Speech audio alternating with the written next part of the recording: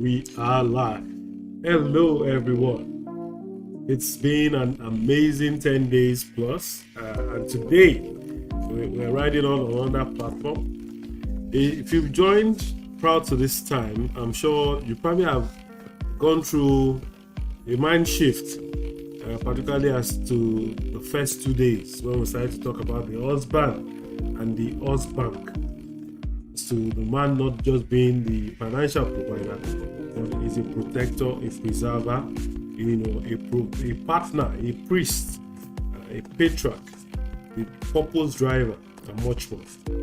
So we also had delved into the bit where there was a need for us to start to relinquish some form of control because the times that we are in are actually very dynamic.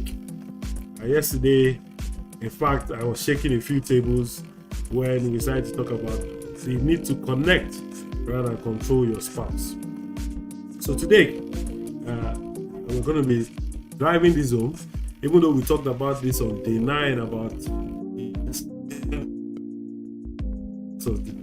we're now saying, look, can we begin to raise strong children? Okay, so my focus today will be raising strong children and why emotional support matters more than discipline. Now, we're not saying you shouldn't discipline, don't get me wrong.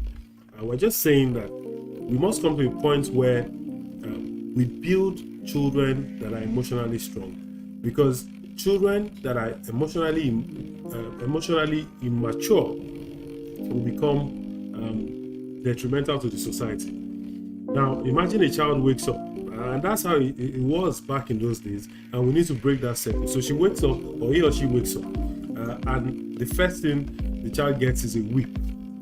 The child goes to school, the next thing the child gets a whip. Even between classmates, the child gets whipped. Gets into the secondary school, the child gets bullied. After some time, you start to affect the psyche of the child to the point where the child becomes frightful. In fact, the child learns how to bow, to every whims and caprices in the society. And then at that point, that child has lost itself, or he or she's self-esteem, to the point where they are not strong. And the world that we're in requires people that are assertive and strong. So, because they've been silenced all through, even when people are treading on them, even when they are being oppressed, victimized, they just remain silent. It becomes a trauma which they live with for the rest of their life. Do we want to raise children like that? Say no. You have invested a lot in them, so you want them to be the best that they can be. So first, can we even begin to change that narrative? So what comes to mind when we start to ask these questions as to raising strong kids? What do you think is more important? Is it discipline? Is it emotional support? How does each one impact your child? Because I dare say that notwithstanding the need that we need to constantly, instill some levels of discipline, right? But I think ideally we must nurture the minds of our children, where we build strong connections rather than control. We must build the ability to have them trust us, and then we understand them and direct them in the path they ought to go. So someone says emotional support. Emotional support. Well, to what extent does emotional support help in supporting the child to becoming stronger? So for many generations, many parents, particularly fathers, have relied on discipline as a tool. And I think it's somehow cluelessness. So a child does anything wrong, go and sit down. I recall growing up, some of the things that you probably would have experienced was you being told to go and stoop down, kneel down, face the wall. Several punishments that I don't think they were really creative or were geared towards anything instructive. That's one. So the punishments were not truly creative, and they probably would not have brought about a change. The second thing was that most of those times, I didn't know why I was being punished. Almost like I was clueless as to, okay, so I've done something wrong. Because I don't know, in one of those episodes I was sharing where you go and visit a family friend, they tell you not to eat, you decide not to eat, then the parents take it on you and beat the hell out of you and say, you made my friend think that I didn't want you to eat. Or instances where the next time, okay, now you are now deciding that you want to eat. They say, you look at the way you were eating. Now, in those instances, you've left the child confused. And now the child, in his confused state, will constantly be making errors. That's how we have also demeaned and disparaged our children to the point where they became inferior. Their self-esteem became so low to the point where even when they became married or were married, they decided to display acts that were questionable. Some of them did not even know how to think objectively. But let's even leave the children now, because some turned out better, right? Well, I hear you say that. But remember, shyness is an African problem. How do people learn shyness? People learn shyness by they've made them so cowardly. They've removed any form of esteem from their life to the point where even when you call them out, they won't ask. They say, "Oh, that child is shy." So I dare say that, look, there are some things we must get in perspective as we go on this journey and with this narrative. And it would just be nice if you have any thoughts, please drop it in the chat box. And wherever the program is airing, you probably could drop in your support at every point in time. So let's start to deal with why emotional support matters more than discipline. I don't know if anybody has heard me, but in most of my training sessions, I recount an example where the first day my mother dropped me in school, out of the house, all right, in the boarding school, I was welcomed with a heavy slap. And it wasn't no fault of mine. They dropped me in the boarding school, and the next thing I heard was, "One bastard." Obviously, my mommy calls me Abefe, calls me all good names. Then there I am in Federal Government College. Why did I mention the name in school? Anyway, and then the next thing, I had one bastard just after they were driving off, and that slap came. Anyway, I learned how to also call others. Yes, now. And so by the time I got to GSS3, what was I also calling other people? One bastard. In fact, I will call them with steez, as they say nowadays. Anyway, now what that meant was that I transferred that into the workplace, into the university, into my home, where I started to control. I became a control freak, right?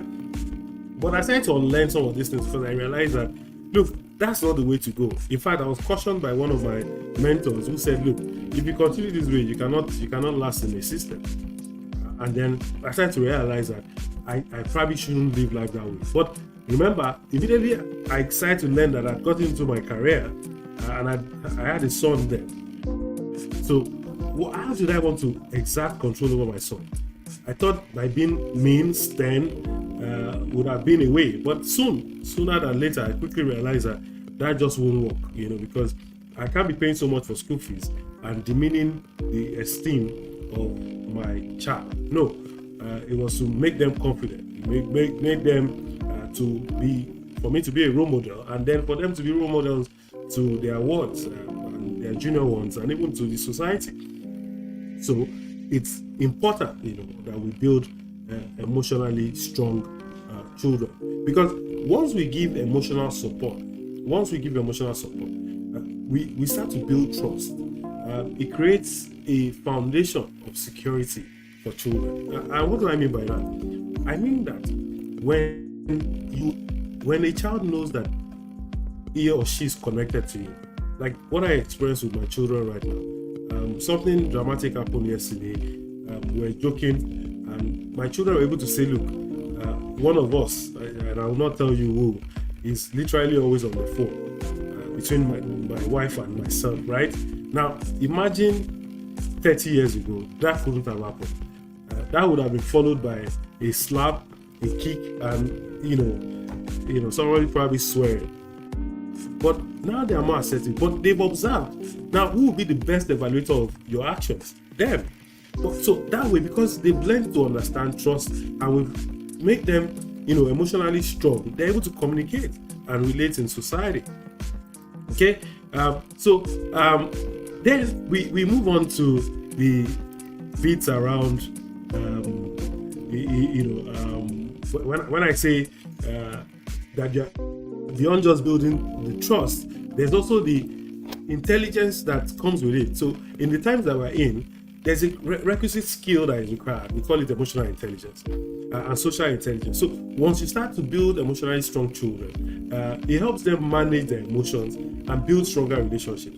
You see, look, children they learn by what they see, not what you tell them. They learn by doing. So if they've been raised to the point where they truly cannot even manage people's anger, earlier on we were talking about justifiable anger and what are the responses to justifiable anger.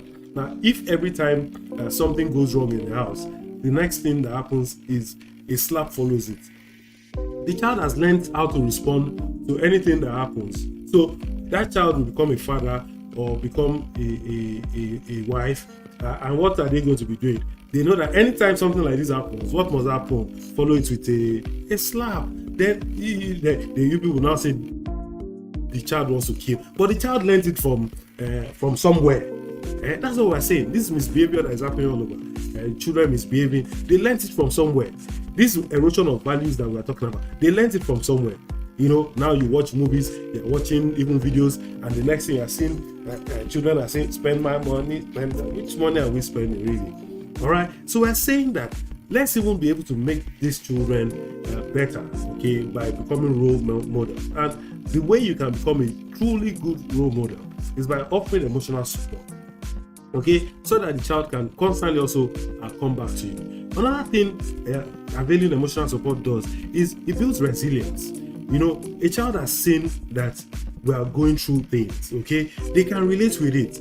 I don't know this posturing that people and that's why men ought to be vulnerable even in the home, displaying your emotions, your fears. Let them see some of your back ends, left, right, and center, to the point where if there are issues, they are able to overcome those issues. The days of making it look like daddy is a Superman, those days are over. In fact, daddy, if today you are behaving like Superman, okay, very soon we are going to be having to do your burial. Because look, let's face it really.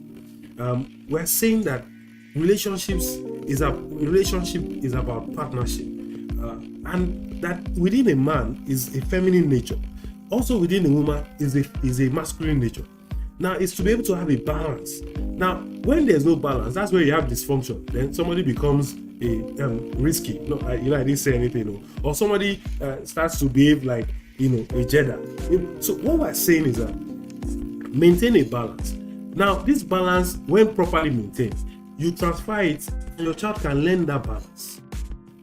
Okay, and they look forward to being the men that society requires of them, and not lesser men. Okay, and not lesser men. So it helps children build resilience. Another thing is that when we do this, okay, when we focus on connection rather than overly exacting discipline, we have laid a stronger foundation for discipline. And so initially I said, can we find ways to discipline our children? This time is even worse. Once a child is doing anything, you take the phone from the child, or you take the laptop from the child. Or if you want to punish the child, say, go and watch Teletubby. Go and watch.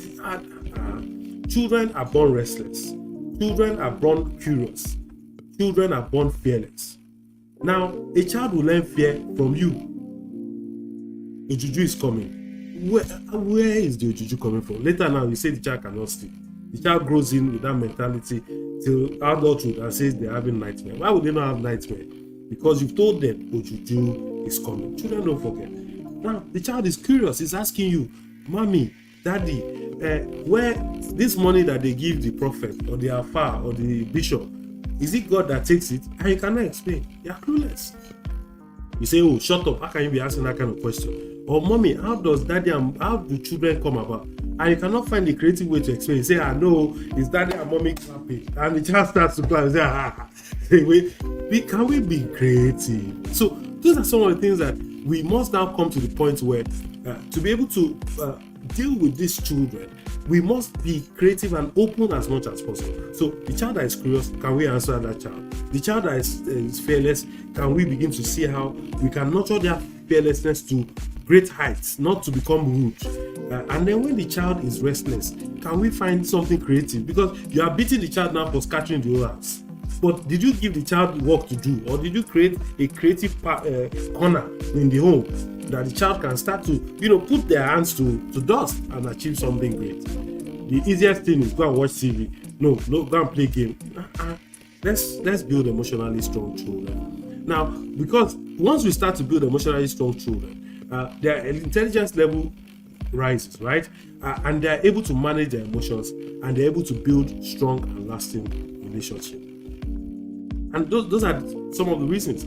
If you build an emotionally strong child, it's for your own benefit. Beyond that child, having to be able to navigate through life, beyond that child having to be able to, manage issues as they are, you'll soon realize that you've done yourself good. Because even in the times you start to grow old, or you are getting older, because they have an understanding, because they are emotionally strong, they can also offer you support. Okay, so how do we begin to provide emotional support while maintaining discipline? The first thing is we must listen.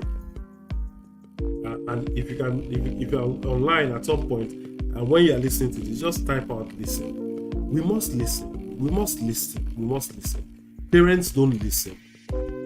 Dads are not listening. Mothers are not listening. The times are changing. Listen to your children. Okay, there was an ugly incident of a child that was being abused, but the mother did not allow the child to talk, and was constantly assuming, presuming, and creating all kinds of insinuations. When you're always moving about, will you sit down? Let the child talk. Somebody wants to communicate something. Listen. A lot of children have been abused, raped. So many things have happened to these children that they become battered. And that if we are not listening to them, we truly cannot be able to become a form of support to them, and we cannot then build healthy, healthy spirited children. So we must listen. Listen to understand your child before correcting their behavior.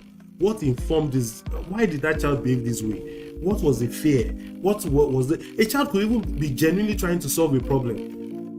I recall there was something that went viral at some point that. The child went to write on a father's car or something. I can't really remember the story, but by the time the parents realized that the child meant good, not as to go and scratch the car, it was too late.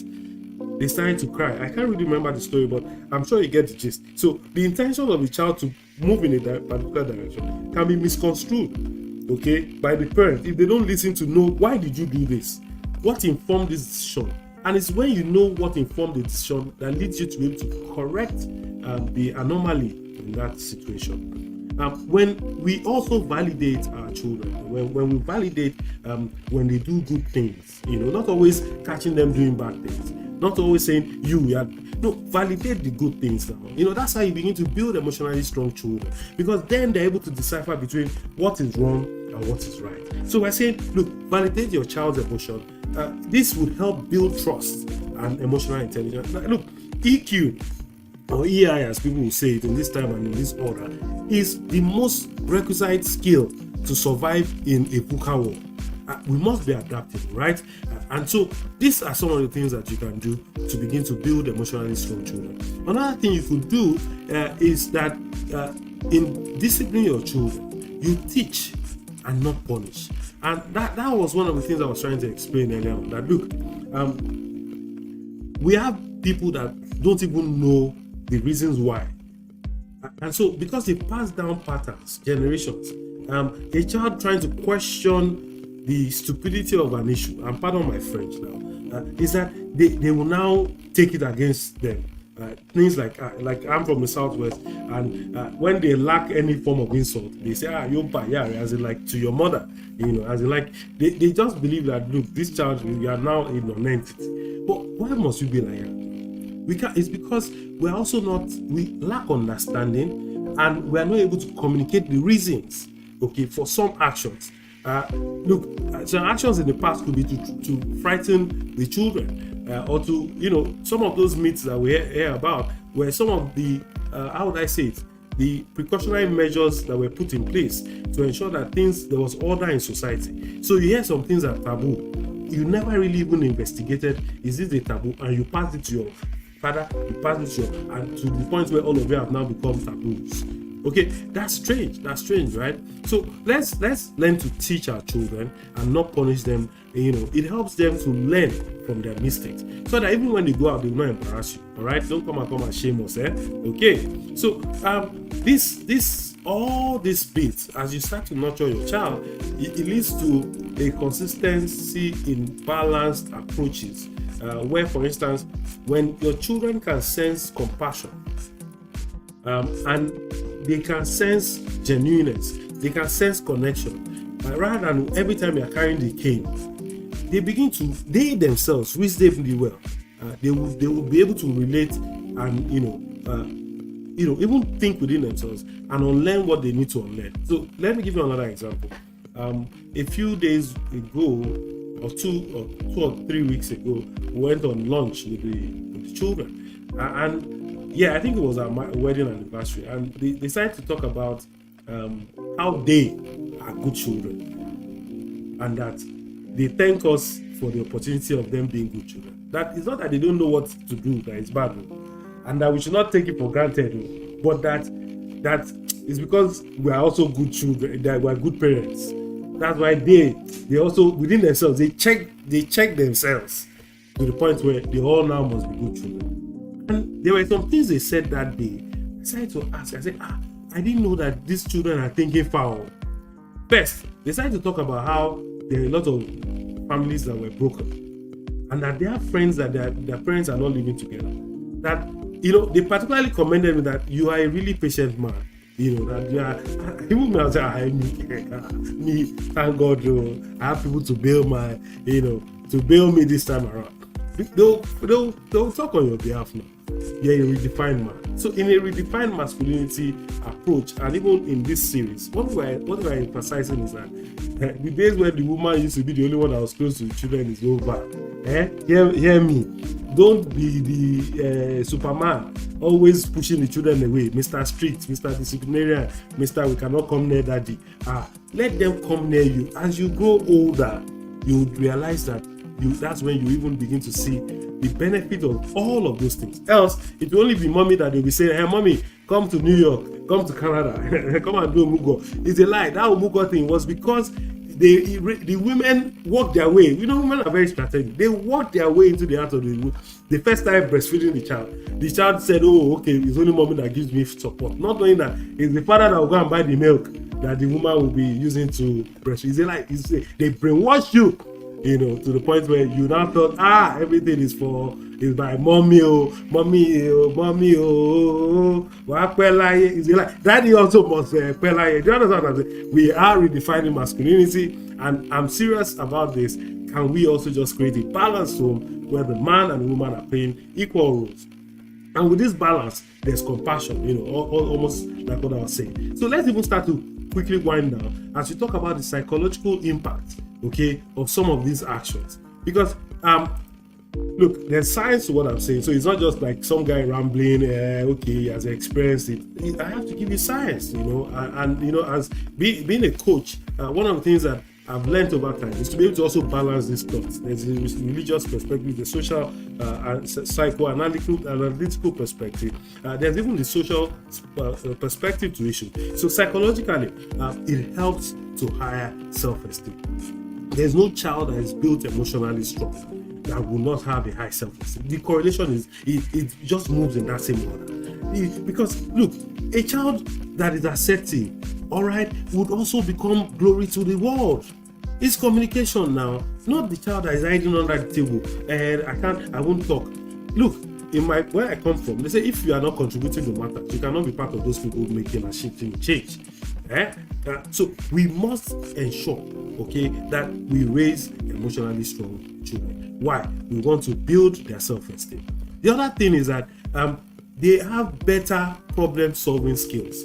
Look, in a world, and go and check an average Westerner compared to that, an average Westerner now, particularly in America, is that the children are assertive because they can always inquire. And in inquiry, they also understand options. But here, A is A, B is B. So how does the child want to think? Because the child wants to think of good and evil, not knowing that there are three sides to a coin, not knowing that there are many ways to even eat or drink Coke. Coke can be mixed with Sprite, with lemon, with ginger, but must it be Coke, Fanta, and Sprite? No. So when you go to places abroad, you realize that even this opportunity of choice enables them to become more creative, and that way they can solve problems better. So let's ensure that children have options, not doctor, nurse. No. Now in the age that we're in now, you have people that are lawyers, that are engineers. We have people that are robotic sociologists. We have people that are musical nurses, because they are now thinking of the sounds that they need to play to get the patient to become calm without having to use medicine. So there are different dynamics, and it's because they understand the mixes, the choices that life affords, and the blends. And it's not just one size fits all.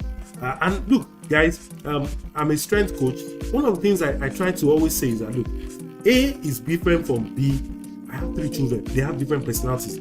Stop comparing apples with carrots. That they came from you. Yes, from the garden, right? But remember, in that garden, there's coconut, there's groundnut. Now, don't make everybody behave like coconut. You would have been raising you would have raised dysfunctional children by comparing children, on different wavelengths. One can be shy, one can be timid, not shy.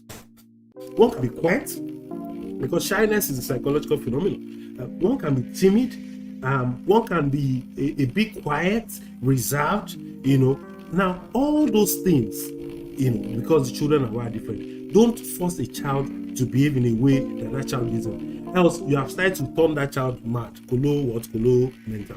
So, and we're talking about this thing. We're saying, look, when we make them ingrained in their strengths, living in their strengths, and not comparing them even with children of your neighbor or your sister. You heard me now. Once we stop those comparisons, we soon now realize that these children live to being the best that they can be, have an heightened self-awareness, and then they are better at solving problems, or they have problem-solving skills. Another thing that does is that it lowers your stress and anxiety. Today, if my children say they want to go and do stress drug tests or alcohol tests, they are wise enough to know. I don't know whether they're taking, but they are wise enough to know that they don't want to cause us shame. And it wasn't because we forced them or compelled them. Matt, don't you think? Sorry, I forgot I'm not on you. Don't embarrass me. Remember the son of whom you are. It's a lie. Who are you, sir? It's you. They are reflecting you. That's why they want to. They are rebelling. All the things we see in society today as a malfunction is that the child is rebelling. Do you understand? I recall even me growing up, I rebelled. They would say, don't jump the fence. That's when I would jump the fence. But thank God now. God, thank you for helping me by finding my steps back. Now, look, when we have emotionally strong children, it lowers our anxiety and stress. And then it builds a stronger child relationship. People cannot understand it. Sometimes I'm talking to my daughters, they say, hey, yo, man, hey, yo. Hey. Sometimes I'll be like, don't go and call me like this in front of people outside. They'll say, you children are rude. Just leave it with it. And they understand that. When we're gisting, we're gisting. When we get outside and want to direct, when we want to turn it into something really on core, there's a way that they conform themselves and everybody's looking sharp and very gaiety. You get what I'm saying? Right. So it just builds a child parent relationship that is stronger. So I need us to even overcome some of these misconceptions, okay, around discipline alone. It shouldn't be just discipline. Look, I'm saying that. Look, you are not creative enough. That's why all the easiest approach to dealing with your child is by flogging, or by insulting, or by shouting. It was one of my also mentors, Kulesho, that said, look, why shout? Why shout? The person is close to you and you're shouting. Are you insane? How has shouting ever helped? I've never seen any case where somebody shouted. What would happen is there will be fright, or there might be flight, or there might what? The guy will just be, will fight. So those three options are available: fight, fright, fight. And if that fight, I hope that child is not so grown. It will beat you. Children of nowadays. There was a video I watched, as to the child, was it in America or something, beat the father's friend. I say, hey, my own, not. I couldn't just imagine it. But it was that the child got to its wit's end, and just had to rebel. So, can we just manage those things? So, well, I'm a man of faith, and I have a biblical perspective to this. That look, in the book of Proverbs, there's something that says that we are reminded to train up our child in the way they should go. That when he is old, he will not depart from it. That means that, you remember I said don't punish. I said teach.